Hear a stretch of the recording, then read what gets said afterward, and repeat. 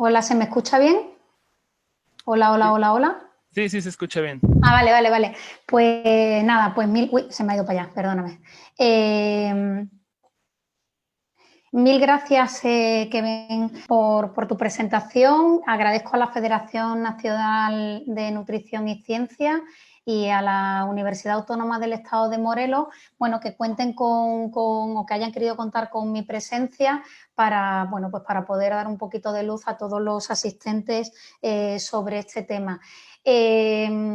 Voy a hacer una presentación en la cual quiero que haya muchas preguntas. Veréis que no va a ser una presentación muy larga y no tengo ningún problema en que agrupemos todas las preguntas o si es necesario, pues ir parándome de a poco, pues como queráis y como os sintáis más cómodos y lo hagáis mejor.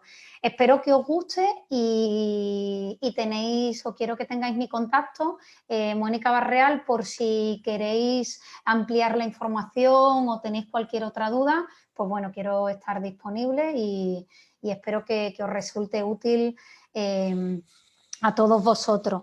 Espera, voy a poner un reloj porque si no, ya veréis que me enrollo mucho y si no me pongo un reloj, pues no sé ni cuánto tiempo llevo hablando. Eh, lo primero que quiero que... A ver, soy capaz de pasar la página. Lo primero que quiero que nosotros conozcamos, ¿no? Es que cuando hablamos de bulimia, he podido estar antes escuchando a psicólogos y eso, pero no he estado mucho tiempo, ¿vale? Entonces he querido hacer este repaso, pues para que nosotros como nutricionistas o como nutriólogos, que es como vosotros lo denomináis allí, podamos ver dónde estamos, ¿no? Según el DMS5 va a haber tres características fundamentales por las que nosotros podemos sospechar que estamos ante un paciente con bulimia o se va a establecer que ese paciente tiene esa patología. Va a haber episodios frecuentes de atracones, comportamientos compensatorios, sobre todo enfocados a ese control de peso y quizá una dismorfofobia o una no visión correcta de cuál es la imagen corporal del paciente o de la paciente. Así que cuando nos encontramos con atracones, y ahí os he intentado un poco definir qué es un atracón, aunque ahora va a haber una imagen en la que lo vamos a ver muy grande, es, bueno, pues comer todo lo que podamos en menos, ¿no? En al menos 2 horas continuadas, y, y sobre todo hay una pérdida de qué estoy comiendo. Veremos más adelante los tipos de alimentos que se comen, pero nos va a dar exactamente igual, a los pacientes no les va a importar en absoluto si están frente a algo salado, frente a algo dulce, frente a algo picante, frente a algo amargo. No hay un placer gastronómico a la hora de ingerir esos alimentos. Y eso va a ser muy importante para nosotros porque nosotros tenemos que reeducar esa educación gastronómica, tenemos que volver a enseñarlos a comer y que tengan una relación más sana con todos los alimentos. Por eso este atracón es lo que más complejo nos va a resultar a nosotros y el punto más complicado que nos va a resultar a nosotros en nuestro abordaje o en nuestra práctica clínica. Los comportamientos que son compensatorios pueden ser o no purgativos, es decir, hay pacientes que se van a provocar el vómito o van a tomar ciertos fármacos, ¿no? Como puedan ser diuréticos o enemas de manera muy excesiva, pero también pueden ser no purgativos, es decir, si estamos ante un paciente que no vomita, eso no significa que no estemos ante un paciente o una paciente con un trastorno de bulimia, porque y esto sí que lo he escuchado yo por ahí, que lo han estado hablando antes las ponentes anteriores, hay gente que directamente deja de comer y entonces lo que pasan son grandes tiempos en ayuna y compensan con atracón. Entonces tienen un comportamiento de dejo de comer, me lo como todo, dejo de comer, me lo como todo, dejo de comer, me lo como todo. O lo que hago es que compenso haciendo muchísimo ejercicio físico. Entonces, esas personas no le vamos a ver los síntomas que son fundamentales, ¿no? Que se ven mucho, ¿no? Como a lo mejor las heridas en los dedos de meterte o no tener la dentición afectada porque no están haciendo una purga por vómito, pero sí que están haciendo una conducta compensatoria para intentar equilibrar su peso. Es verdad que tenemos que tener en cuenta que lo que ahora se está diciendo y se está catalogando como bulimia es que estos episodios o estas conductas, bueno, se den más o menos una vez por semana y durante 3 meses. El que alguien haga esto de manera puntual no significa que estemos ante un paciente con bulimia. Lo bueno que tiene todo esto es que nosotros como nutricionistas lo que podemos hacer es sospechar que alguien puede tener este trastorno, pero también lo bueno, y lo digo lo bueno, es que nosotras no tenemos que diagnosticar. Es decir, va a haber un equipo multidisciplinar y van a ser otros especialistas los que estén mucho más cualificados que nosotros para el poder afirmar que una persona va a tener esta patología. Ya lo veréis que los líderes van a ser, o a mí me gusta mucho que lidere el trabajo que se hace con estos pacientes, el psicólogo o psiquiatra. Y a partir de ahí, el resto de personas o de profesionales sanitarios o no sanitarios que ayudemos a los pacientes a la consecución de los objetivos y a la resolución en la medida de lo posible, lo más mantenida en el tiempo, pues vamos a ser un poco más secundarios. ¿Qué hábitos dietéticos nos encontramos? Bueno, pues os he puesto esa imagen porque esa imagen es terriblemente visual, en el que da igual lo que coma, que lo que va a hacerlo es en grandísimas cantidades y no hay una higiene alimentaria, es decir, no hay un cuidado a la hora de comer. No son personas que se preparan bien la mesa, yo qué sé, como en Navidades, ¿no? Y aunque comamos mucho más en Navidades, no es la forma de comer que tiene esta señora que hemos puesto en la imagen. Esa forma de comer desordenada, me da igual comer directamente del paquete, me da igual comer de esa manera, me da igual no saber cuándo estoy comiendo. Esto es uno de los grandes problemas que van a tener, el que son muy desorganizados a la hora de hacer sus ingestas, con lo cual pueden estar haciendo picoteos constantes, pueden estar muchas horas ayunando o muchos días ayunando, podemos comer a atracones, es decir, va a haber mucho desorden o mucha desorganización alimentaria. Se suele hacer a solas. Los pacientes no se sienten orgullosos de esto que le ocurre, no es una cosa de la que presuman. Por eso a veces es difícil detectarlo porque no se ve. Y es verdad que en torno al 30% de los pacientes con bulimia van a tener un sobrepeso o una obesidad, pero también hay pacientes con bulimia que están en un normopeso, que nadie podría pensar que mantienen su peso con conductas compensatorias, fundamentalmente. Por eso lo van a hacer en soledad y eso nos va a complicar un poco el abordaje nutricional futuro con ellos. ¿Y qué van a comer? Pues si voy a comer de manera desordenada durante 2 horas y puedo estar 2 o 3 días comiendo así en un episodio de atracón constante, no puedo comer cosas que me lentezcan, porque lo que quiero es rápido, rápido, rápido, rápido, rápido, rápido, rápido, rápido. Entonces siempre va a haber texturas que sean muy fáciles de deglutir, texturas que nosotros derritamos bien en la boca, como pueden ser los helados o pueden ser los patés, es muy, muy fácil de tragar, y texturas que tengan mucha potencia de sabor, muchísima potencia de sabor, y ese sabor fundamentalmente nos va a venir o por las grasas o nos va a venir por los azúcares. Por eso este tipo de alimentos que nuestros pacientes van a seleccionar a la hora de darse sus atracones o a la hora de comer de esa manera desordenada van a tener un alto contenido calórico, y eso es lo que les va a desequilibrar sus depósitos de grasa corporal, es lo que va a hacer que vayan aumentando sus depósitos de grasa corporal y por extensión o por ende su peso. Y el último punto que he puesto ahí en esa diapositiva es súper mega interesante, porque muchos pacientes van a llegar a una bulimia nerviosa porque hacen unas dietas extremadamente restrictivas y que ellos mismos se pautan a sí mismos.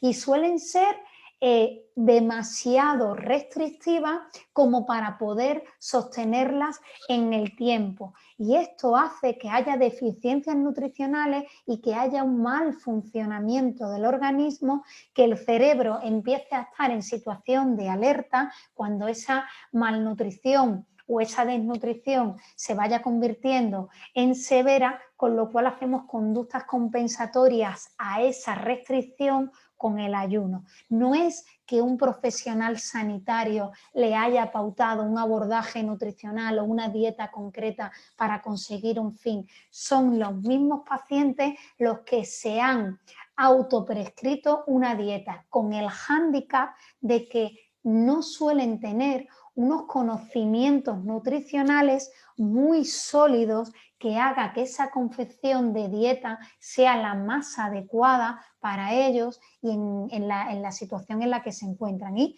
para cumplir los objetivos que desean tener. Va a haber complicaciones médicas. Yo he visto esto por internet y digo, bueno, mira, digo, una imagen vale más que 1000 palabras y ya no me he complicado mucho en ir poniendo punto a punto.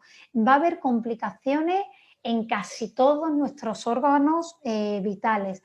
Va a haber complicaciones también en toda nuestra dentición, en nuestros riñones, si son pacientes que van a utilizar laxantes. Es decir, va a haber un daño general a nivel de todo nuestro cuerpo. Y como yo siempre digo, ¿no? Que el cerebro es el gran organizador o al que nosotras tenemos que convencer y es nuestro gran cliente. Yo digo en este tipo de pacientes y en todos los pacientes, ¿no? Yo siempre le digo a mis pacientes, tú vas a ser mi paciente, te voy a querer y te voy a cuidar un montón, pero nuestro cliente, a quien tú y yo tenemos que tener contenta, es tu cerebro. Y veis cómo el cerebro también va a estar afectado en todos los problemas que habéis visto psiquiátricos, ¿no? O psíquicos que han hablado anteriormente a mí las anteriores ponentes, ¿no?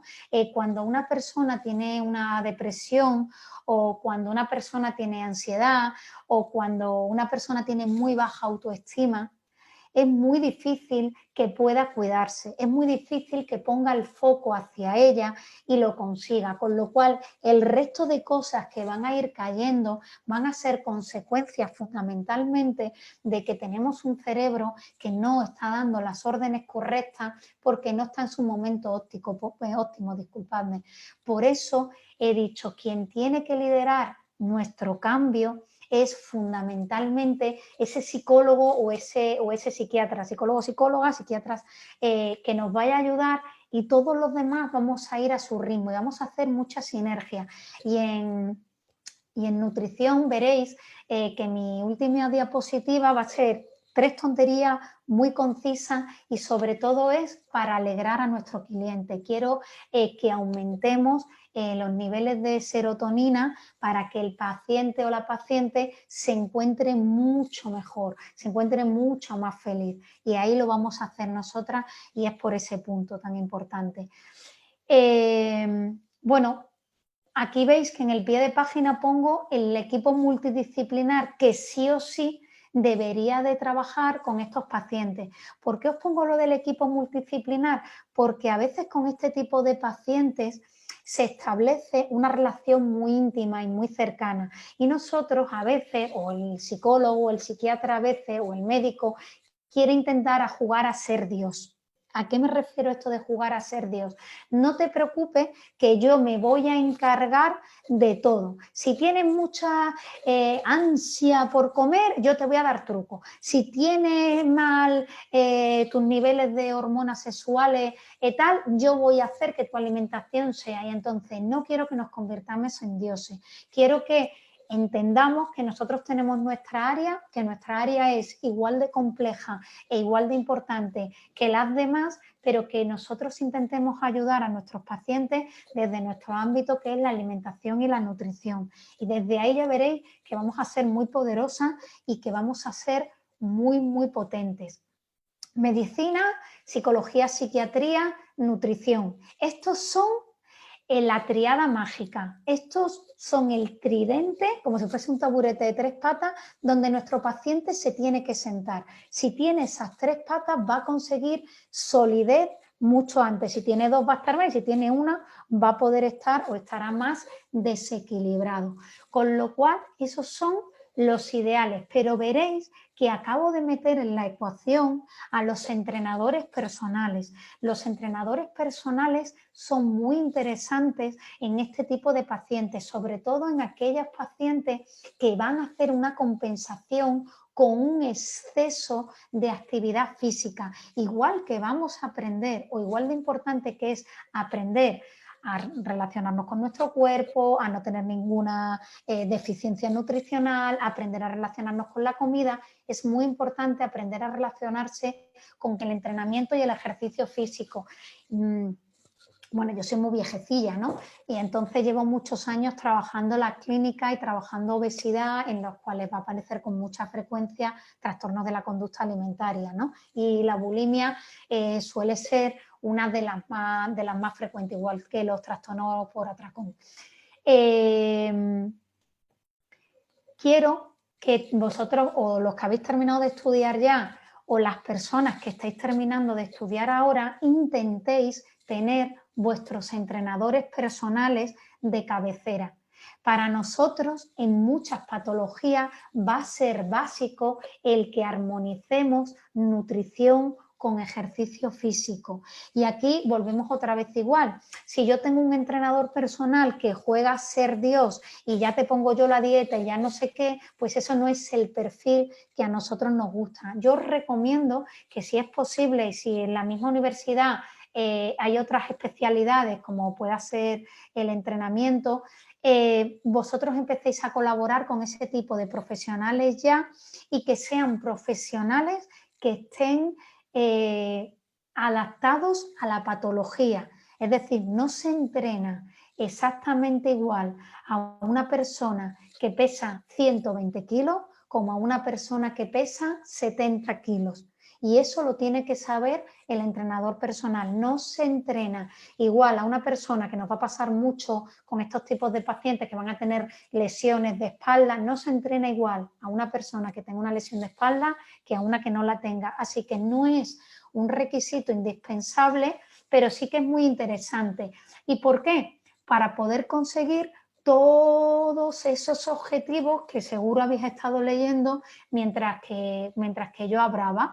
Y para mí es muy interesante que cuidemos el cuerpo por dentro, que aportemos todos los nutrientes por dentro, que cuidemos la mente o el cerebro de nuestros pacientes, pero que haya también esa forma de hacer ejercicio de una manera saludable y que lo vayamos a tener.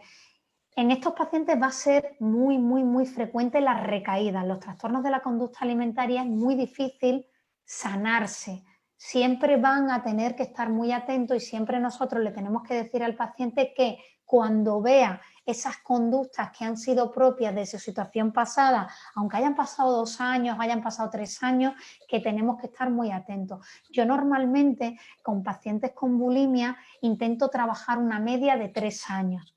En 1 año y medio o 2 años se puede, bueno, con el equipo, se puede más o menos conseguir una mejoría bastante importante, pero es verdad que la vida no es una línea recta, la vida suele ser más bien como una enredadera, ¿no? Y un círculo. Y a veces hay agentes estresantes que le llevan a esos comportamientos de atracón o de descontrol de las comidas y con todo lo que cae en cadena.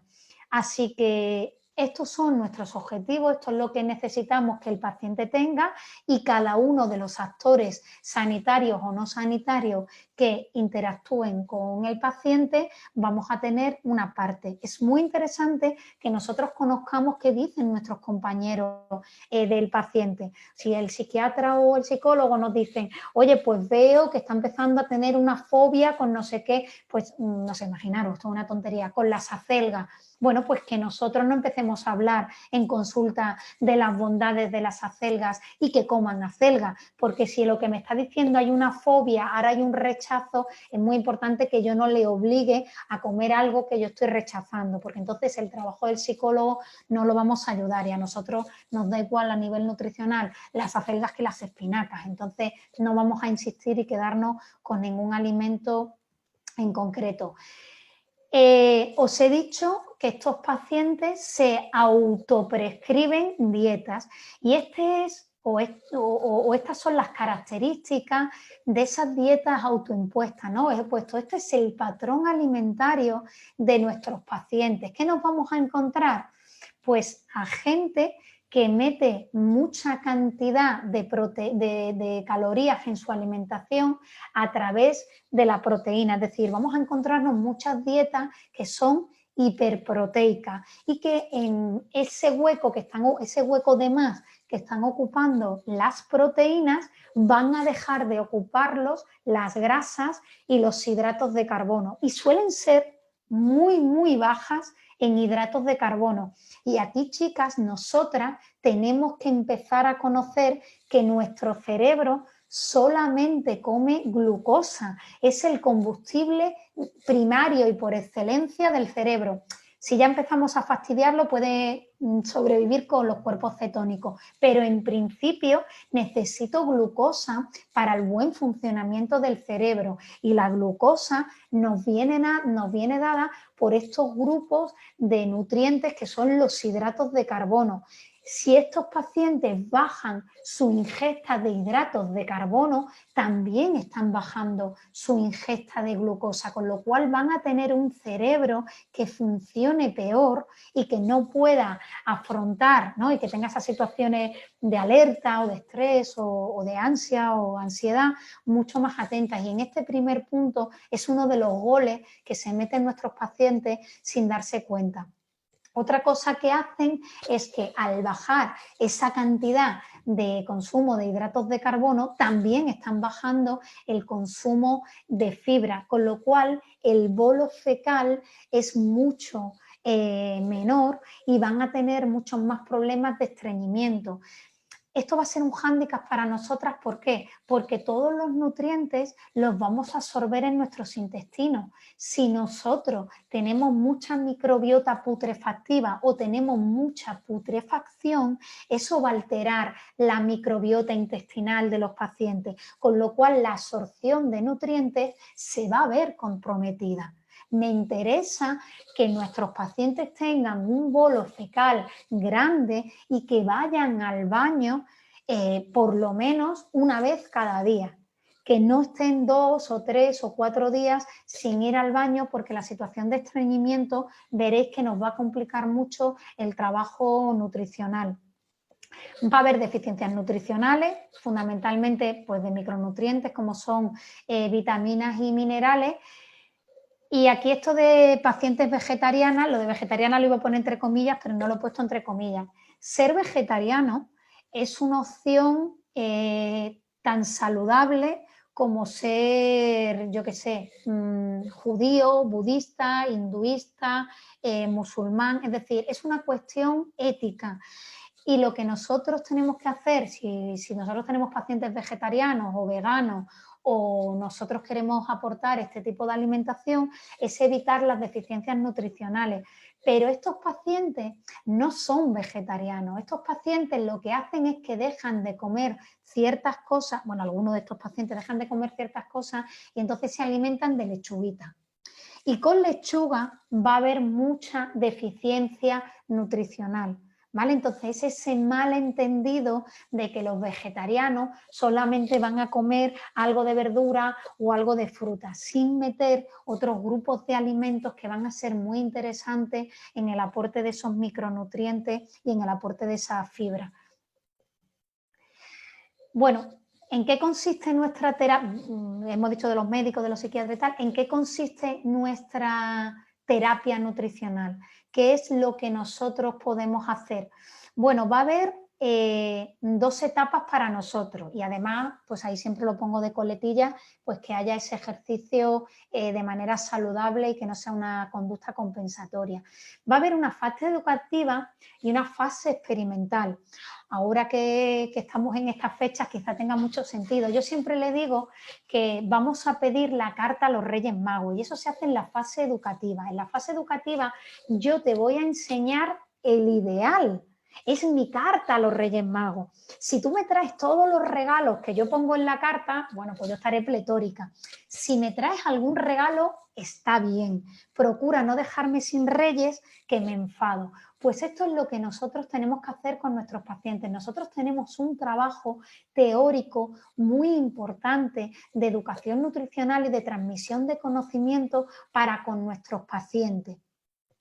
Y aquí, este adquisición de conocimiento o este compartir conocimientos va a depender de cuáles sean los conocimientos de partida, cuál sea la información nutricional o el conocimiento nutricional que tiene nuestro paciente. Y eso es muy importante. Entonces, habrá que decirle, igual que nosotros os he puesto esa muñequita con todos los problemas y tal que nos puede dar una bulimia para nuestro organismo, al paciente jamás le daríamos ese cuadro entero informativo. ¿Por qué? Porque es muchísima información en muy poco tiempo. A lo mejor ese dibujito con, oye, mira, pues te afecta a los riñones de esta manera, o te afecta a tu sistema reproductivo de esta manera, o te afecta a tu... Y se va haciendo consulta y a consulta. No necesitan tener toda la información de golpe. Si a vosotras os va a pasar hoy, ¿no? Estáis en un seminario en el cual estamos hablando muchas personas.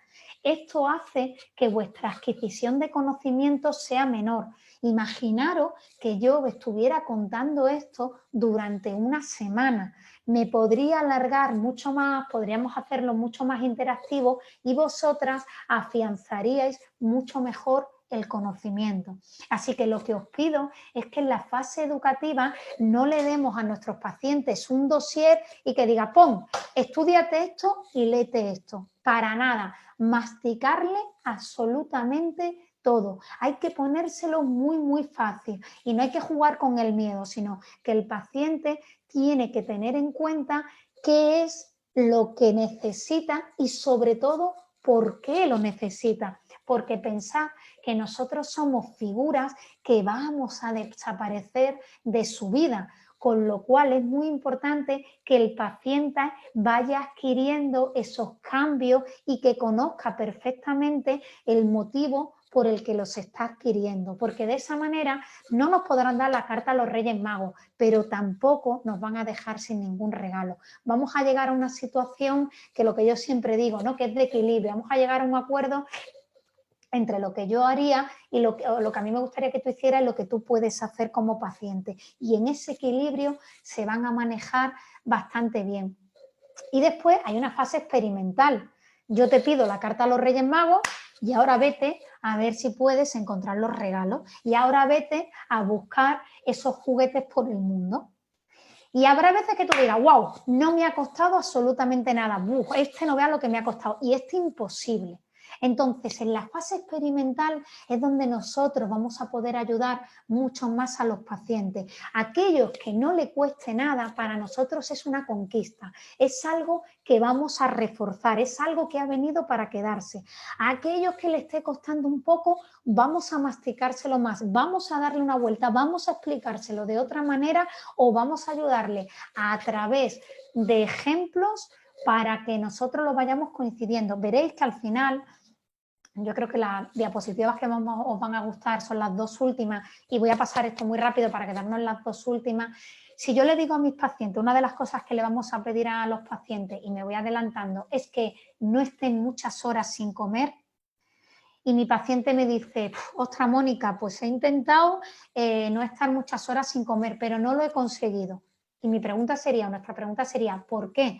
Imagínate que me dice, oye, Pues es que yo trabajo cara al público y no puedo parar para comer. Es decir, esta persona no me ha podido traer ese regalo que yo le había pedido, no porque no quiera, sino porque no puede.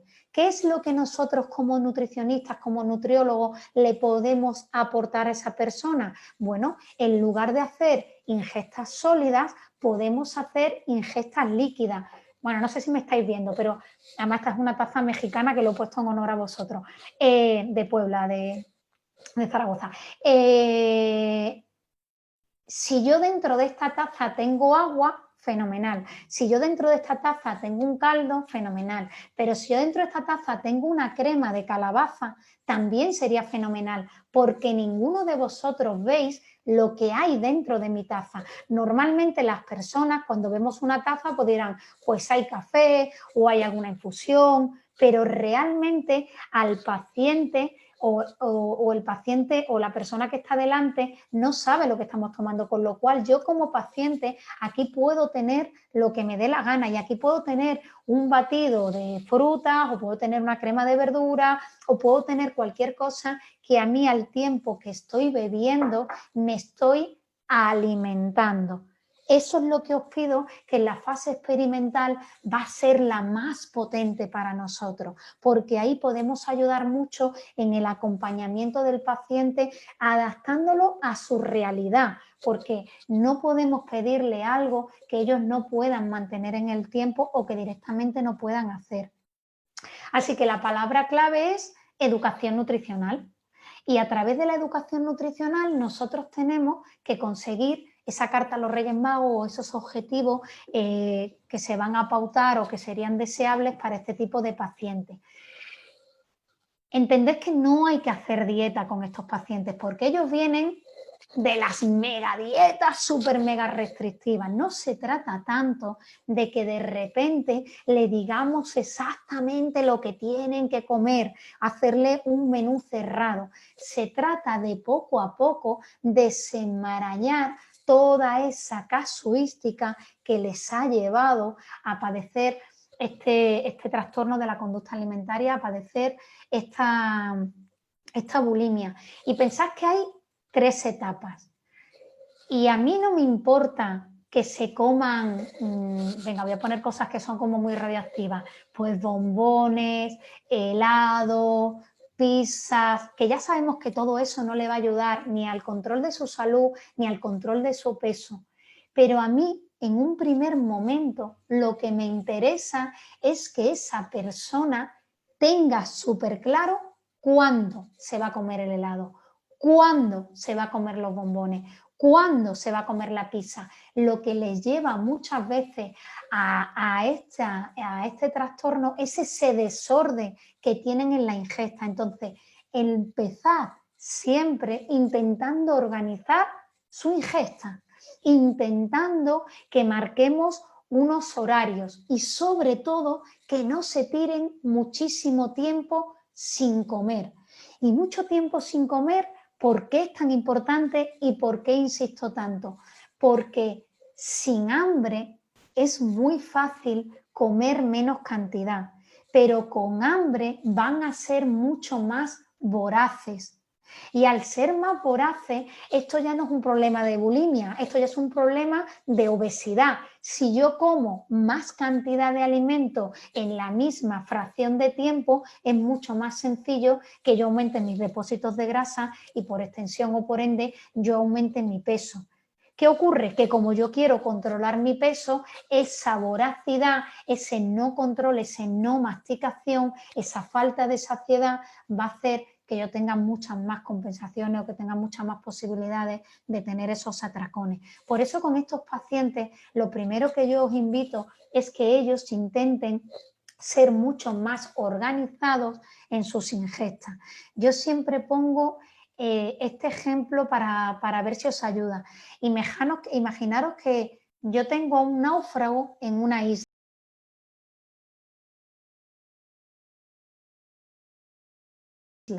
Y aquí está una isla, aquí hay otra isla, aquí hay otra isla y aquí está tierra. El náufrago lo que quiere es llegar a tierra, pero claro, esas islas están en mar que están llenas de tiburones. Mi náufrago, ¿qué tiene que hacer? Saltar de una isla a otra isla, de otra isla a otra isla y de ahí a tierra.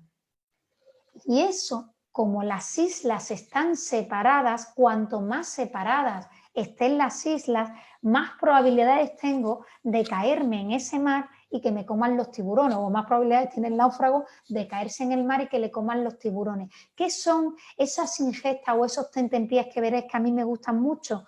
Pequeñas islitas, de manera que mi paciente va a ir dando saltos más pequeños y la consecución del objetivo, que es llegar a tierra, le va a resultar más fácil. Si no tenemos hambre, es mucho más fácil controlar nuestras ingestas, sobre todo es el volumen de las ingestas, quitando que esto no es un atracón, que esto es, pues que lo veréis en muchos pacientes que van a tener un problema de obesidad, que no mastican, que tienen grandes ingestas porque devoran, no comen, y eso es porque llegan con mucha hambre a esa comida, es decir, se han caído a los tiburones antes de llegar.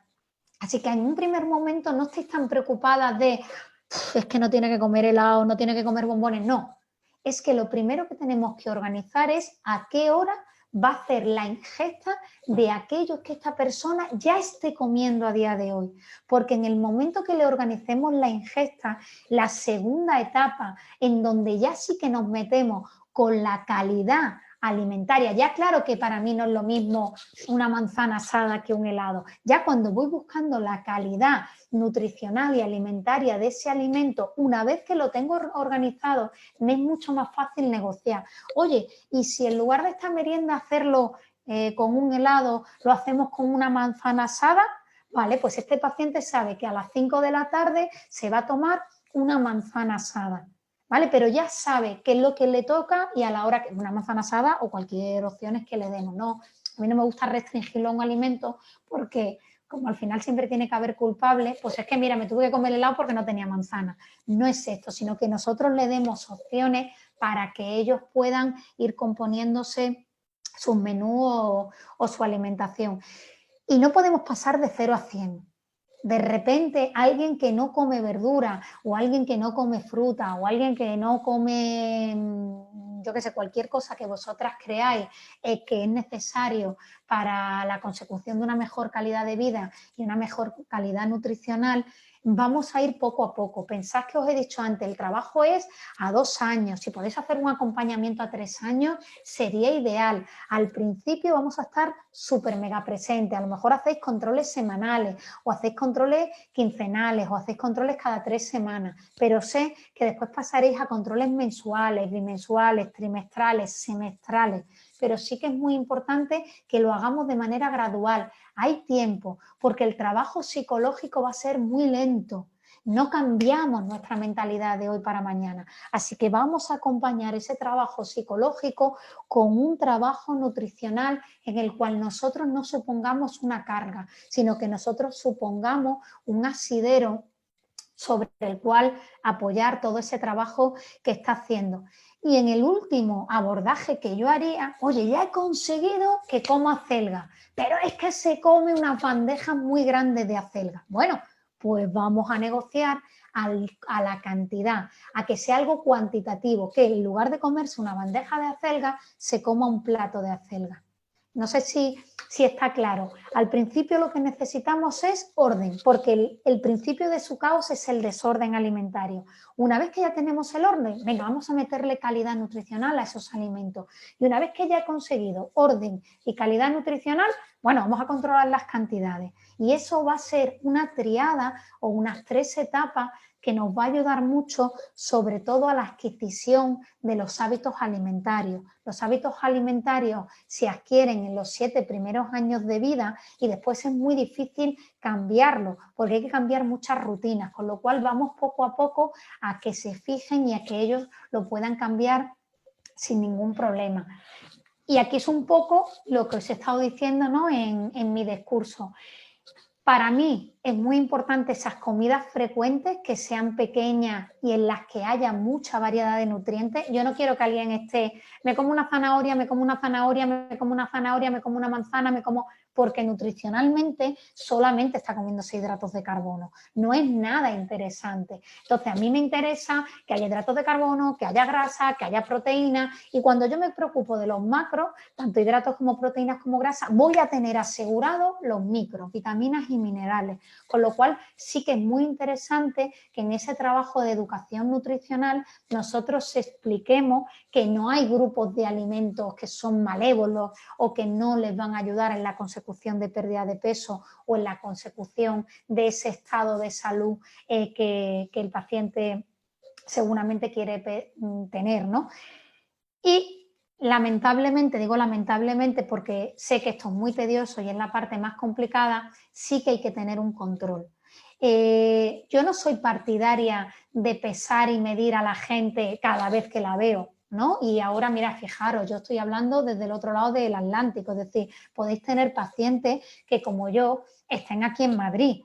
Entonces, oye, venga, pésate cada vez que me veas, no sé qué. Bueno, pues tampoco es necesario, pero eso no significa que no haya un control de cuál es la situación de partida, un control a la mitad y un control al final. Y esa medida antropométrica a mí también me gusta mucho hacerlo con su ropa, ¿no? Oye, pues la camisa se me queda abierta, pues ya me va quedando un poco más cerrada, pues ya está así, pues ya he cambiado de tallaje. Y todo esto es con todos aquellos bulímicos o bulímicas que os encontréis que estén con un exceso de peso, que va a ser muy frecuente, pero no todos, porque vais a ver personas que están en normopeso. Entonces, una persona que esté en normopeso o en su peso saludable, no habrá que estar machacándole con el peso, ¿vale? ¿Qué es súper mega importante para mí? Os he dicho, donde aprendemos es en lo experiencial.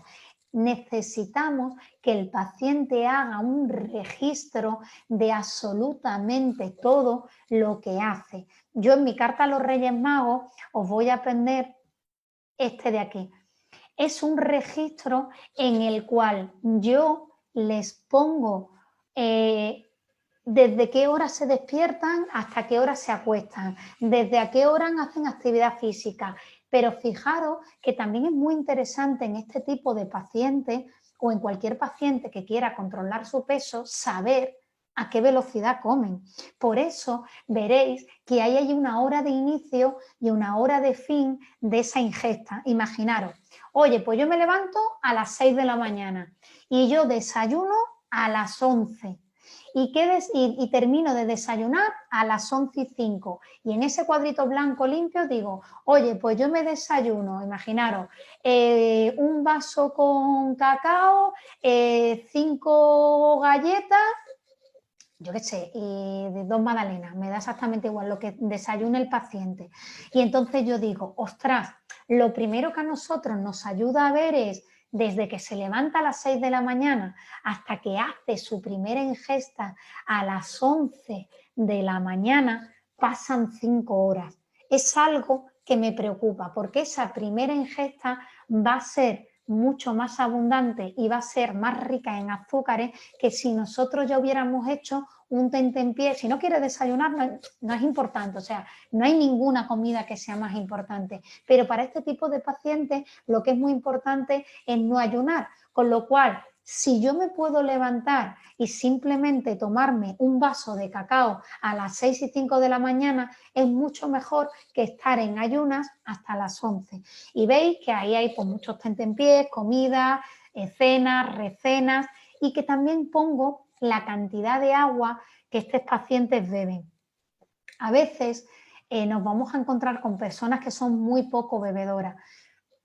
Y eso para nosotras va a incidir de manera muy negativa en el control de absolutamente todo, porque todas las reacciones bioquímicas de nuestro cuerpo se van a dar en un medio acuático. Es muy importante la hidratación, es muy importante también para toda la eliminación de productos de desecho, ¿no? Para eliminar el estreñimiento, ¿no? Es muy importante que el paciente o la paciente tenga una correcta ingesta hídrica. Y es verdad que yo puedo garantizarle esa ingesta hídrica a través del agua, pero también podemos hacerlo, oh, pues es que me da una pereza tremenda tomar agua, Mónica. Vale, pues hagámoslo a través de caldos, a través de infusiones o a través de técnicas de cocción en las cuales enriquezcamos con agua el alimento, ¿no? Y ahí estamos al vapor o estamos con cocciones cocidas donde el agua entra dentro, penetra dentro del alimento y este se cocina. Alguien que no beba, no le recomendéis técnicas culinarias que le quiten agua al alimento, como pueden ser los asados, las frituras o la plancha. Esas técnicas de cocción van a dejar alimentos más secos, ¿vale? Con lo cual no perderíamos eso. ¿Por qué para mí es muy importante saber a la hora que se levantan y a la hora que se acuestan? Nosotros somos animales que vamos por ciclos de luz y deberíamos de levantarnos con el primer rayito de sol y acostarnos con el último rayito de sol. Eso no lo hacemos desde que Edison inventó la bombilla y entonces pueden ser las 4 de la mañana y nosotras estar aquí en pleno funcionamiento y en pleno movimiento. A partir de las 11 de la noche yo veo que mis pacientes controlan mucho peor los atracones, controlan mucho peor la ingesta de alimentos que sean muy ricos en grasa o muy ricos en azúcares. Así que es importante que nuestros pacientes, si es posible, estén durmiendo antes de las 11 de la noche, porque eso nos va a ayudar mucho al control de esos posibles atracones que se puedan dar. Además, cuando el cerebro está cansado, va buscando mucho más esa cantidad de azúcar. Y como en aquellos pacientes que queramos controlar su peso, todos los niveles de cortisol y va a haber una mayor resistencia a la insulina desde que se va a poner el sol, con lo cual es mucho más difícil acceder a sus depósitos de grasa como combustible energético y hacer esa consecución de los depósitos de grasa y la pérdida de peso. Y para eso, chicas, os tenéis que fijar de cuántas horas y en qué horario duermen nuestros pacientes. Por eso, en el registro, si es posible que nos registren a qué hora se levantan y a qué hora se acuestan. Cuando van al baño y veréis que en el registro también pongo purgas, si las hubiera, o compensaciones. No tengo ningún problema a que el paciente me ponga, he vomitado 2 veces, he vomitado una vez, he tenido no sé qué, o sea, no pasa nada porque no esté contemplado dentro de nuestra educación nutricional, porque lo que tenemos que hacer es solucionarle y ayudarle en sus debilidades. Eso es para nosotros un hándicap y tenemos que saber por qué se ha producido ese vómito, ¿vale? ¿Por qué ha hecho esa purga? Y para nosotros es súper importante. Veréis que pongo sensaciones y pongo comentarios. ¿Por qué pongo sensaciones? Porque si yo hoy he tenido un día malísimo y me he peleado con no sé quién y estoy hasta el moño de todo el mundo y de repente ese día a mí me aparece un episodio de atracón, esta persona tiene que trabajar en el ámbito de la psicología esa conexión de emoción-alimento. Y nosotros le diremos al psicólogo, oye, cuando Mónica está feliz como una perdiz, es mucho más difícil que se tenga un atracón. Pero cuando a Mónica ha tenido un problema con no sé quién, no lo gestiona bien.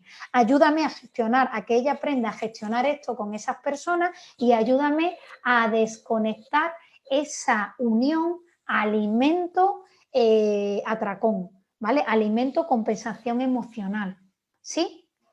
E igual con los comentarios, oye, pues hoy no he podido hacer tentempiés porque esto que os decía, ¿no? Trabajo cara al público y no he podido. Todo eso nos da mucha información a nosotros como profesionales, así que si os gusta este registro alimentario, para vosotras para siempre, pero si no, intentad tener un registro en que os dé toda la información posible. Y este es un juego que cuanto más, mejor. Si vosotros aquí queréis poner relaciones sexuales, queréis poner cualquier cosa que veáis que el paciente puede tener episodios de atracón o de desórdenes alimentarios o de descontrol alimentario porque le pase eso, es mejor saber y registrarlo para ayudarle, nosotros o cualquiera de los profesionales.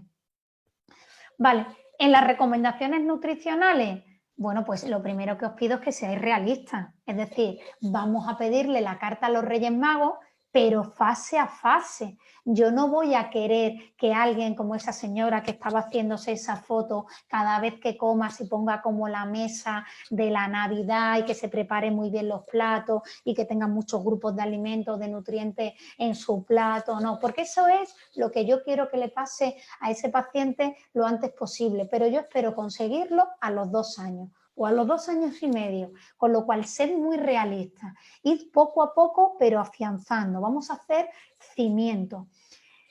Podemos tener pacientes que sean menores, podemos tener pacientes que vivan con personas, ya sean compañeros de piso o ya sean pareja. Es muy importante saber que los padres de lo que son responsables es de proveer de alimentos a esos niños, ¿no? O a esos menores, pero necesito que el menor sea el que lidere el cambio, con lo cual nuestro lenguaje se tiene que adaptar al niño. Yo a un niño no le hablaré, y ahora lo veremos con el plato de Harvard que os voy a poner, yo a un niño no le hablaré de hidratos de carbono de alta carga glucémica, porque si yo le digo eso a un niño de 8 años, es como si yo a vosotros digo supercalifragilisticoespialidoso. Realmente no os he dicho absolutamente nada. Nosotros a un niño de 7 años le diremos que hay alimentos y que esos grupos de alimentos son como el sol. Y si toman mucho sol, se van a quemar. Entonces hay que tomar poquito sol. Y entonces eso nosotras lo que hacemos es que ante ese grupo de alimentos mi paciente sabe que no tiene que predominar en su plato, que tiene que ser poca cantidad porque me da poco el sol. Siempre adecuad vuestro mensaje al interlocutor que tenemos delante. No utilicéis términos ni jerga ni no sé qué, porque eso nos convierte en mejores profesionales. Intentar ser súper divulgativo, hacerlo difícil, fácil. Y si hay que hacer ejemplos tan absurdos como este que yo os he dicho del sol, no os dé vergüenza hacerlo porque nos va a ayudar muchísimo a que esa persona se empodere, ¿no? El empoderamiento del que tanto hablamos ahora, que esa persona pueda coger las riendas de su alimentación. Pero las personas que cohabitan no tienen que ser psicólogos, médicos y nutricionistas. De repente no tienen que juzgar, bueno, es que eso lo estás haciendo mal, es que eso no sé qué. No, no, no, no, no. Las personas que cohabitan simplemente lo que tienen que hacer es vivir con esa persona y si es posible, la quieren mucho, ponérselo lo más fácil posible. Claro que en un primer momento a nosotros nos va a interesar que ciertos alimentos no estén en su entorno o muy cerca de la mano, aunque ahora con todos los deliveries que hay es mucho más complicado.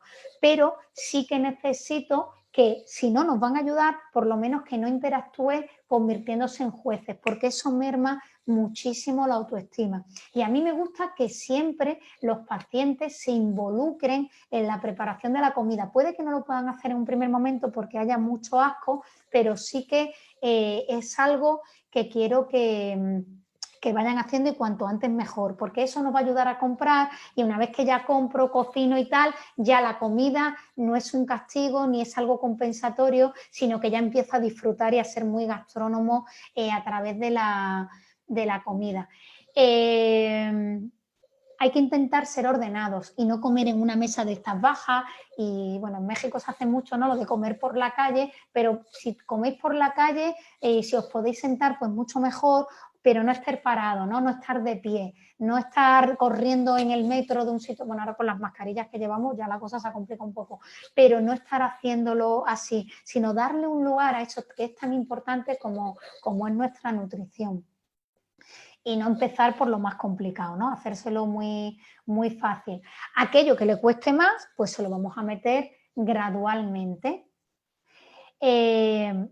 Veréis que yo os pongo ahí comidas peligrosas, entre comillas, o alimentos gatillos. Hay cosas que nuestros pacientes van a poder comer con mucha normalidad y no van a tener una conducta de atracón con esos alimentos. Y hay otros que en el momento, como lo de las patatas fritas, cuando haces pop ya no hay stop. Es decir, son esos que se llaman, bueno, los alimentos gatillos, ¿no? Si yo pongo una pistola así apuntando a vosotros, no pasa absolutamente nada. El problema es que cuando yo acciono el gatillo ya no voy a poder parar la bala. Entonces, todos esos alimentos que me van a llevar a una conducta de atracón, sería muy interesante que los eliminásemos de nuestro entorno. Y ahí es donde las personas que cohabitan con nosotros nos podrían ayudar, ¿vale? Y aquí viene, pues bueno, yo qué sé, vamos a ver como redobles de tambores. Mira, fijaros, a mí me gusta mucho que ellos hagan esto. Esta es mi carta a los Reyes Magos. A mí me encantaría que en sus desayunos incluyesen todos los macronutrientes y que incluyesen dentro del mundo vegetal tanto las verduras como las frutas. Es decir, que para mí un desayuno ideal será aquello que tenga unos cereales, vaya, que pueden ser unos tubérculos que quiera desayunar patatas, pero es más fácil que alguien desayune pan, o que alguien desayune una tortita de maíz, o que alguien desayune un crepe, o que alguien desayune, yo qué sé, lo que se llaman cereales de desayuno, ¿no? Es mucho más fácil que hagan eso. Pero también es muy importante que estén ahí las proteínas. Las proteínas van a jugar un papel muy interesante en esa consecución de pérdida de peso, en ese mantenimiento de la masa muscular, con lo cual no van a estar flácidas y no se van a avergonzar de su imagen corporal y nos van a dar ese punto de saciedad. Así que es un nutriente que a mí me gusta tenerlo, pero no hacer una cosa hiperproteica como hacían nuestras pacientes. Y si podemos meter verduras en el desayuno, mucho mejor, ¿no? Imaginaros, oye, pues voy a poner una tostada con aguacate, con salmón. Oye, ¿por qué no nos animamos a meterle rúcula o yo qué sé, o a meterle canónigos o a meterle cualquier otra verdura a mi tostada para hacerlo mucho más interesante a nivel de calidad nutricional? Y que los tentempiés no sean solamente hidratos de carbono, porque los hidratos de carbono le van a dar más voracidad. Entonces, que hagamos tentempiés en donde mezclemos un alimento proteico con una fruta o una verdura. Por ejemplo, oye, pues podemos hacer un tentempié de unos tomates con un poco de atún.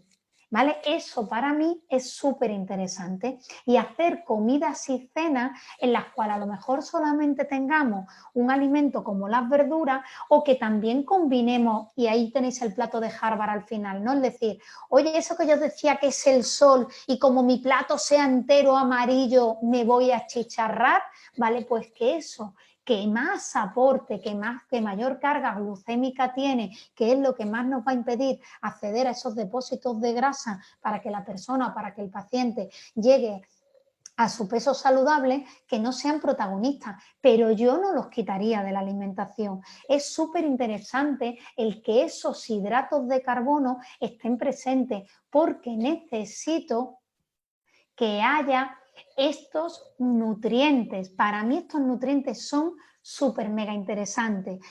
Con esto ya termino, pero ¿por qué busco ácidos grasos omega 3? Porque muchas veces estos pacientes van a estar medicados con fluoxetina, que se suele dar para la depresión. Hay muchos estudios que nos dicen que la combinación de ácidos grasos omega 3, ¿eso qué es? Que seguro que tenéis alguna asignatura que es interacción fármaco-alimento. Vale, pues la fluoxetina con los ácidos grasos omega 3 refuerzan esa mejora de la depresión. ¿Dónde se encuentran esos ácidos grasos omega 3? Bueno, pues pueden ser en el mundo animal o en el mundo vegetal. Ahí lo tenéis. ¿Por qué os pongo triptófano y os pongo magnesio? Porque voy buscando serotonina. Quiero que esa persona se encuentre más fuerte, se encuentre más feliz consigo mismo. El trabajo de psicología, el trabajo de psiquiatría con la posible medicación, nosotros podemos reforzarlo desde la nutrición, haciendo que esta persona segregue más cantidad de serotonina y más cantidad de melatonina, que me va a ayudar a que duerman mejor. Y cuanto mejor duerman, más descansado va a estar y menos episodios de atracón o de predilección por alimentos que son muy ricos en calorías, en grasas o en azúcares podemos tener. Esto os habrá pasado a vosotras. Si dormís poco, veréis que después vais a, no sé si allí también se dice, vais a guarrear o a comer más comida chatarra que si de repente estáis frescas y lozanas y felices como una perdiz. Y ahí veis que tanto el triptófano como el magnesio van a estar en esos hidratos de carbono de alta carga glucémica, con lo cual no quiero que se los retiremos, sino quiero que la persona aprenda en qué cantidad y cómo. Claro que en la fase 1 yo no voy a conseguir un cuarto de plato en forma de arroz, pero en fase 3 yo ya iré, oye, venga, pues ahora que ya comemos arroz, que antes no comía, vamos a intentar comernos un cuarto de plato en lugar de un plato. Bueno, aquí tenéis la bibliografía y bueno, yo aquí como dicen esto, ¿no? Como dicen los dibujos animados, esto es todo, amigos. Mil gracias por estar ahí. Estáis todos muy callados, yo espero que se me esté escuchando y cualquier pregunta que tengáis, aquí, a vuestras órdenes. Muchas gracias por su presentación. Vamos a tomar rápidamente unas preguntas. Pregunta pregunta Fátima. ¿Qué tan beneficioso es para la recuperación que sepan o no la cantidad calórica que se le den en el plan de alimentación? Mil gracias por la pregunta, Fátima. Veréis que yo no trabajo con kilocalorías. Nuestro cuerpo no es una máquina calórica. O sea, no es como una máquina tragaperra, te metes 100 kilocalorías y gastas 100 kilocalorías. No somos tan sencillos, somos muchísimo más complejos. Yo no trabajo ni con kilocalorías ni trabajo con cantidad de nutrientes, porque yo creo que incluso a nosotros, ¿no?, que somos especialistas en nutrición, nos sería muy complicado estar calculando las kilocalorías en todo momento. Y si ya me invitáis a comer a vuestra casa, pues ya el descojone puede ser tremendo, ya la complicación puede ser máxima, con lo cual no lo voy a conseguir. No me preocupan tanto las kilocalorías porque estos pacientes van a hacer dietas very low, muy bajas en energía, porque siempre se piensa, ¿no?, que, y por eso hacen las conductas estas de, bueno, si me como un buey, entreno en el gimnasio a morir y ya lo comido por lo servido. No os centréis en kilocalorías, porque las kilocalorías no importan, lo que importa es esa selección cualitativa de lo que va a comer y esa selección cuantitativa de lo que va a comer, porque el problema no está en un helado, el problema está o en un refresco, ¿no?, que es uno de los... Yo hice un máster de nutrición bariátrica ahí en México y claro, el problema que tenéis en México es que tomáis mucho jugo, mucho zumo y muchos refrescos como base de hidratación, entre comillas, ¿no? Entonces, el problema no está en la Coca-Cola, el problema está en qué cantidad de Coca-Cola bebéis, durante cuántos días, en cuánta ingesta, y esto es así. Entonces, no se trata tanto de que un alimento sea hipercalórico. Y os voy a poner un ejemplo de un alimento hipercalórico que nosotros tenemos aquí en España y que gracias a él tenemos una dieta que es patrimonio inmaterial de la humanidad, como es la dieta mediterránea. Y esto se llama el aceite de oliva. Lo que para nosotros el aceite de oliva, para vosotros es el aguacate. Oye, el aguacate es un alimento que tiene mucha cantidad de calorías. El aceite de oliva es un alimento que tiene mucha cantidad de calorías. ¿Lo retiraríamos de su alimentación porque sean hipercalóricos? Desde luego no, porque todas esas grasas de tipo insaturado nos va a ayudar a controlar toda la inflamación y me va a dar mucha saciedad y encima me va a dar palatabilidad, que mi paciente disfruta comiendo, no está chupando el pico de la mesa. ¿Qué es lo que necesito? Que no se coman 12 aguacates y que no se tomen un bidón de aceite en cada ingesta. No os fijéis tanto en las kilocalorías como en lo que comen y en la cantidad que lo comen. Muchas gracias por la respuesta. Pregunta Dirce. ¿La glucosa que requiere el cerebro no proviene de la gluconeogénesis? El cerebro en su mayoría colesterol, porque el único momento de la vida en el que crece el cerebro es cuando se alimenta con leche materna, que es en su mayoría grasa. Vale, el cerebro está estructurado, mil gracias por la pregunta igualmente, el cerebro está estructurado de grasa y ahí cuando, bueno, y si tenemos, no me he metido en que tengamos pacientes bulímicas embarazadas, que aquí también es muy interesante el que nosotros sepamos eso. Y la grasa que compone nuestro cerebro fundamentalmente es un ácido graso omega 3, que es el DHA. ¿no? El docosahexaenoico. Entonces, a mí sí que me interesa administrar DHA, por eso veréis que la suplementación de las mujeres embarazadas contempla el aporte de este ácido graso para que haya un buen desarrollo del sistema nervioso central, pero yo no decía que el cerebro se construye con glucosa, sino que el combustible energético que utiliza nuestro cerebro es la glucosa y que esa glucosa la obtenemos de la ingesta de alimentos que nosotros hacemos. Y claro que nosotros almacenamos esa glucosa en nuestro cuerpo, ¿no? Que es lo que se llama el glucógeno, y almacenamos un poquito, que yo siempre lo digo a mis pacientes, bueno, pues como el dinerito que tenemos en una cartera, en el hígado, que almacenamos un poco más en nuestra musculatura, que eso sería como nuestra cuenta bancaria, y si me sobra todo ese excedente que yo me tomo de glucosa, soy capaz de transformarlo en grasa, ¿no? Que esos son los lingotitos de oro. Claro que si yo necesito energía, puedo sacar la energía a partir de otros nutrientes y a partir de los cuerpos cetónicos, pero ese no es el camino ideal. Yo tengo unos niveles de glucosa en sangre, ¿no? Lo que llamamos nosotros normoglucemia, porque eso nos va a facilitar el que todo nuestro organismo pueda tener acceso a esa energía. Nosotros vamos a estar comprometidas cuando hay una hiper o una hipoglucemia, y muchas veces los atracones o la necesidad de comer dulce viene porque tienen una hipoglucemia reactiva, consecuencia de una hiperglucemia o consecuencia de ese ayuno. Yo ayuno y empiezo a bajar o a depreciar mis niveles de glucosa en sangre. Claro que nosotros podemos sacar glucosa de muchísimos sitios y claro que lo podemos alimentar, pero lo que tenemos que hacer es ese aporte a través de los alimentos. Los alimentos van a ser el juego mágico que nos van a aportar todos los nutrientes que necesitamos para la vida. Muchas gracias por la respuesta. Esperanza Camarena pregunta, ¿cómo se puede aprender a manejar las cantidades que se consumen si se suele sobrealimentarse? Y si no se sobrealimenta, ¿no se siente satisfecho y sigue con hambre? Vale, mil gracias por la pregunta también. Necesitamos educar al paciente entre la diferencia de cómo hasta reventar y cómo lo que necesito. Eso se llama saciedad, y lo que necesitamos que nuestro paciente adquiera o pueda utilizar las señales de saciedad. Y cuando tenemos saciedad, esto es lo mejor que nos puede pasar, porque nuestro cerebro dice deja de comer. Pensad que pacientes bulímicos en momento de atracón, ahí no va a haber ninguna señal de saciedad, pero en su rutina normal sí. Tenemos dos formas en las que nuestro cerebro nos dice deja de comer.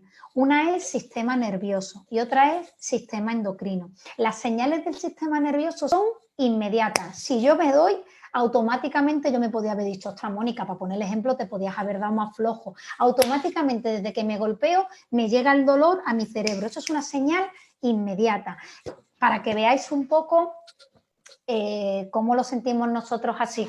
Cuando nosotros comemos y de repente decimos, si me como algo más, reviento. En ese momento nosotros, o para nosotros es muy fácil dejar de comer.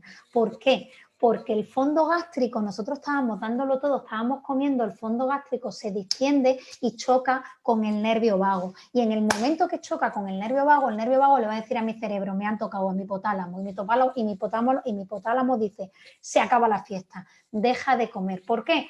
Porque al final en el estómago nosotros tenemos que hacer una digestión química, nosotros tenemos que cerrar el hiato y el píloro para que empiece la fiesta. La fiesta en nuestro estómago es una fiesta de ácido. Ningún otro tejido puede soportar esa acidez. Veréis que en nuestros pacientes vamos a tener muchos problemas de reflujo gastroesofágico, de esofagitis, de toda esa salida de ácido a un tejido que no está preparado para soportarlo. Con lo cual, vamos a pensar que nuestro estómago es una lavadora y que cuando ya lleno la lavadora de ropa me dice, chico, no cabe más. Entonces, necesito que no metamos más. Y esa es una sensación de saciedad física, que es la que nosotros tenemos que hacer que nuestros pacientes desconecten. ¿Qué tenemos que hacer? Intentar llegar a la saciedad a través de las hormonas, a través del sistema endocrino. Y el sistema endocrino son señales de largo alcance. Imaginaros que esto estuviera mediado por el sistema endocrino desde que yo me pego hasta que me entero de lo que me he hecho ese daño. Los papers van a decir que van a pasar de 20 a 30 minutos. Tenemos 13 hormonas que nos dicen deja de comer, ¿no? La PYY, la leptina y solamente la grelina que nos dice come. Bueno, pues necesito que esos pacientes sean capaces de esperar a que sus niveles de leptina lleguen y que la leptina, que fundamentalmente se segrega en el tejido adiposo, le dé una información súper valiosa a nuestro cerebro, que es cuánto dinero tengo, cuánto oro tengo, y si tengo mucho ya no necesito, ¿no? Imaginaros, si yo gano 1 céntimo, 1 pesito al día, yo no tengo la misma necesidad de coger trabajo que si yo gano 14 millones de pesos al día. Cuanto más gane yo, cuanto más percepción de riqueza tengo, menos ansia tendré por trabajar. Pues esto es exactamente igual. Entonces, tenemos que conseguir que los pacientes dejen de comer cuando la leptina le informe al cerebro, y para eso tenemos que conseguir que coman despacio, y para que coman despacio necesito que lleguen sin hambre, y para que lleguen sin hambre necesito que no ayunen. Por eso es tan importante esas islas intermedias que yo ponía, y voy a poneros el ejemplo a vosotros. No sé si alguna de vosotros tenéis o no tenéis patología, pero imaginaros que no tenemos ninguna patología, ninguna de nosotras. Si nosotras ahora mismo nos comemos un buey en esta sala, salimos de la sala y en la recepción o en el portal de nuestra casa nos dan otro buey. Bueno, salimos a la calle y nos dan otro buey. El tercer buey no nos lo vamos a comer con la misma ansia y la misma voracidad que el primer buey. No porque no nos gusten los bueyes, sino porque no tenemos hambre. Cuanto menos hambre tengamos, mejor vas a controlar la cantidad de alimento que va a comer tu paciente. Por eso en un primer momento yo decía, vamos a intentar estructurar esas islas intermedias. Que esas islas intermedias ahora se tienen que llamar pizza, no me importa. Porque yo mañana, cuando esa pista esté instaurada y que ese paciente a las 11 de la mañana le entre hambre, a las 2 de la tarde le entre hambre, a las 5 de la tarde le entre hambre, ya se lo cambiaré por otra cosa, pero ya hay un orden. Espero haberte respondido. Muchas gracias por la respuesta. Vamos a tomar un par de preguntas más. Lilian Luna Contreras pregunta, ¿en el registro alimentario se da el caso de que el paciente miente en el registro de sus comidas e incluso en sus purgas? Y si es así, ¿cómo nosotros podemos ayudarle para que nos diga la verdad? Mil gracias por la pregunta. Si el paciente nos miente es porque nos ve como un juez. Y los pacientes tienen que entender que nosotros somos las muletas sobre las cuales se tienen que apoyar. Por eso yo os decía que yo a los pacientes les informo perfectamente que yo quiero la carta a los Reyes Magos, pero que ellos no me tienen que traer la carta a los Reyes Magos, que ellos harán lo que puedan. Y como nuestros padres hacían, nos traían, bueno, vosotros allí sí tenéis Reyes Magos, que sois católicos, vale, hacían lo máximo posible de traernos el máximo de los juguetes. Si a mí me ven como alguien punitivo, me van a mentir, pero si yo les digo cuanto peor te vaya, más te puedo ayudar, y cuanto mejor te vaya, menos frecuencia nos vamos a ver. Que el paciente nos tiene que ver a nosotros como un aliado, no nos tiene que ver como un juez, y para eso es súper mega importante que lo que nosotros definamos como objetivos en consulta no haya una gratificación.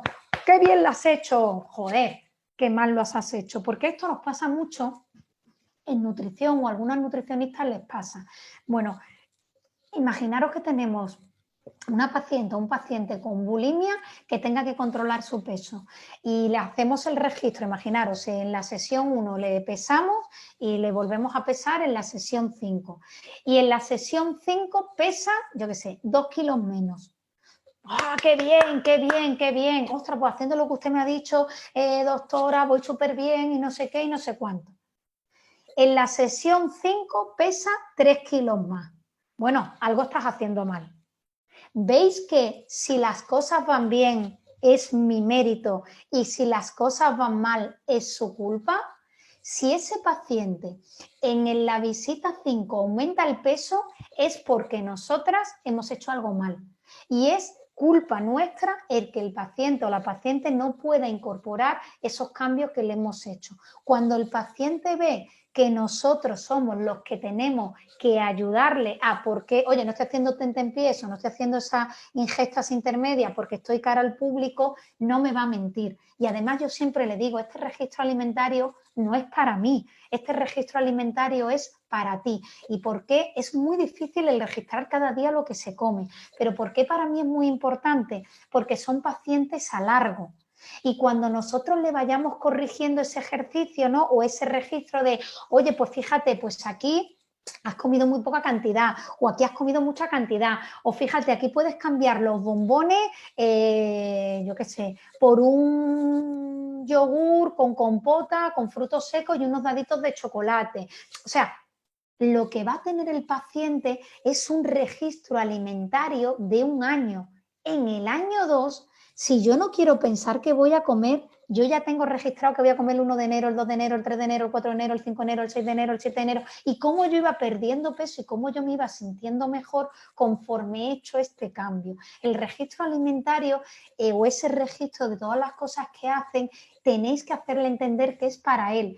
Que cuanto peor lo haga, más vamos a aprender en consulta, porque eso es lo que hacemos en la fase educativa, el ver qué está pasando para solucionarlo, no el darle palmaditas en la espalda o pegarle con un palo, sino evidentemente, bueno, esto ya parece que es nuestro y lo tenemos, felicidades, venga, y vamos a por lo que no tenemos. Y nos remangamos y lo hacemos. De esa manera, a mí nadie nunca me ha engañado. Y pensad que a veces vamos a tener pacientes que toman drogas. Entonces también es muy importante saber si mi paciente toma cocaína, si mi paciente toma heroína o si mi paciente toma marihuana o aquí se toma también hachís que viene de Marruecos, porque ese tipo de droga puede hacer que no tengan hambre o que tengan mucha cantidad de hambre, ¿no? El amarillo que le da esto con la de la marihuana. Entonces el paciente tiene que tener mucha confianza conmigo para compartirme eso. Y eso es lo que nosotras tenemos que generar en consulta, que ese sea un espacio para el cuidado. Nosotras no le vamos a golpear, no es un espacio para la agresión, es un espacio para ayudarle en aquella situación de partida que tiene y que la vamos a cambiar con tiempo y una caña, sin prisa. Muchas gracias por la respuesta. Ya para finalizar, Sharon pregunta, tengo una paciente que al final de la consulta me confesó provocarse el vómito 1 o más veces por semana por la culpa de comer. Y durante la consulta me comentó que su mamá le daba tés y gotas para la ansiedad por comer. Fue cuando sospeché de un trastorno de conducta alimentaria. Ella quería bajar de peso, pero me preocupaba que si le daba una dieta aumentara su culpa y sus episodios. Por ello, primero procuré comentarle la importancia de ir con un psicólogo y le di ideas de comidas, pero sin porciones ni medidas específicas. Sí le puse horarios y varias comidas al día, pero le dije que tampoco debía ser algo estricto. Con esto ya entiendo mucho más de lo que debo hacer, ir poco a poco para que tenga mejores elecciones sin restricciones. Pero, ¿cómo se consigue la pérdida de peso deseada si es necesaria sin darle calorías o menús específicos? ¿Es consecuencia de hacer mejores selecciones de alimentos y el ejercicio? Eso es, del ejercicio no. Quiero que entendáis, y esto nos vale para cualquier otro paciente que quiera controlar el peso, que si el problema de obesidad, que es una epidemia que ahora mismo tenemos y que en vuestro país castiga especialmente, se solucionase con la actividad física, en lugar de estar yo aquí ahora sentada, si yo estuviese con mi cinta andadora y estuviese caminando, ya controlaría mi peso. La actividad física no me va a ayudar a hacer esa consecución de peso y no debería de ayudarme a hacer eso. La actividad física me va a ayudar a mantener y sobre todo a mejorar mi tono muscular, con lo cual vamos a mejorar la calidad de vida. Nunca le digamos al paciente que el ejercicio físico le va a hacer adelgazar, porque si lo que queremos es que coja tono muscular, eso en báscula va a pesar mucho. Siempre vamos a controlar la grasa con lo que comemos. Y en el caso de los hidratos de carbono, a ver si soy capaz de de echar esto para atrás. Mira, aquí lo tenemos. Vemos que hay platos en donde fundamentalmente abundan las verduras. Ahí hay muy poca carga glucémica. Ahí el cuerpo va a tener que utilizar la grasa como combustible energético. Pero no lo dejo al cerebro sin glucosa, sino que lo que somos es menos tacaña. Entonces, para conseguir esa consecución de peso, el que incorporen esas proteínas en los tentempiés, y veis que arrastro proteínas en todas las ingestas, para que ese tono muscular vaya avanzando, y cuanto mayor sea el tono muscular, mayor va a ser el gasto energético y mayor va a ser la capacidad de almacenar glucógeno, con lo cual menos voy a derivar a la formación de un tejido adiposo nuevo a través de los hidratos de carbono. Entonces, esta estructura es muy visual, es muy sencilla, y para todos aquellos pacientes que tengan o no conducta, trastorno de la conducta alimentaria, bulimia, o simplemente quieran perder peso, nos va a funcionar muy bien. Y ya después será negociar si el plato de Harvard se le doy 3 veces en semana, 7 veces en semana, van a ser todas sus comidas,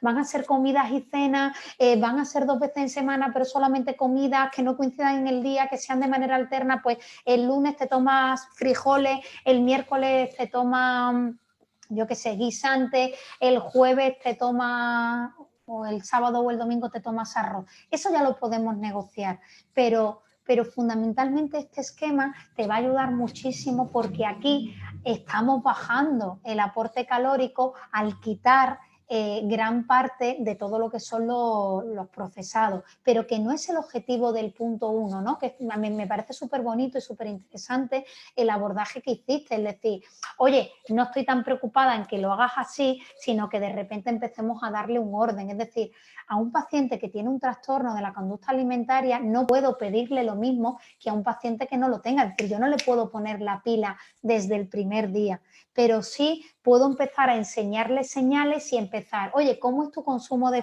verdura o de fruta? Buah, pues que yo no como nada de verdura, no sé qué, no sé cuánto. Bueno, pues vamos a ver si alguna verdura la puede comer, o en forma cruda, o cocida, o triturada en cremas, y a partir de ahí, pues yo que sé, a lo mejor el primer objetivo es empezar con ese plato 75-25, ¿vale? Pero me parece que el abordaje es así, y la consecución de peso se va a conseguir porque evitas los atracones, evitas esas purgas, evitas ese tal. En el momento que tú le digas a esa persona o a ese paciente, oye, vamos a intentar hacer tantas ingestas al día, intenta comer cada menos de 3 horas, si es posible, intenta mezclar algo de proteínas con algo de verdura o de fruta.